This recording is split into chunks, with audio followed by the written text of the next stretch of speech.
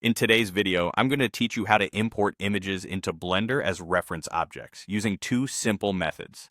Whether you're setting up a new project or enhancing your current one, these techniques will be invaluable.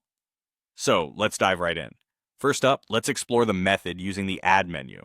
This approach is super handy if you prefer working within Blender's interface itself. Before we get started, make sure you're in Object mode. This is crucial, as being in any other mode might not allow you to add new objects correctly. Now, let's get to the view where you want your image to appear. For example, if you'd like your reference image to be aligned with the front view, simply press 1 on your numpad.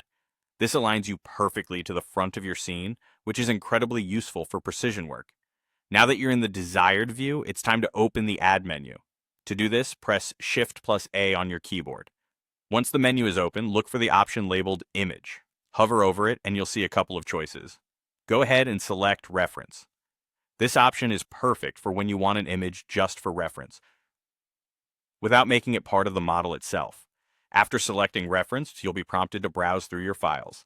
Find the image you want to use, click on it, and then click Open Image. The image will now appear in your scene, perfectly aligned to the view you initially set up.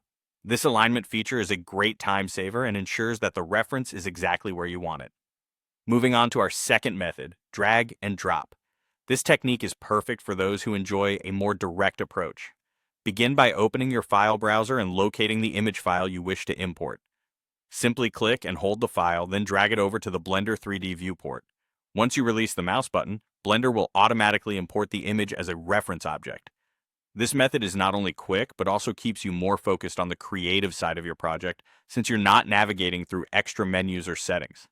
Both of these methods offer unique advantages and can be chosen based on your personal workflow preferences. Using the Add menu gives you more control within Blender, while the drag and drop method provides a faster, more intuitive way to get started. By familiarizing yourself with both techniques as vocês, you'll be ready for any situation and can ensure your workflow remains smooth and efficient.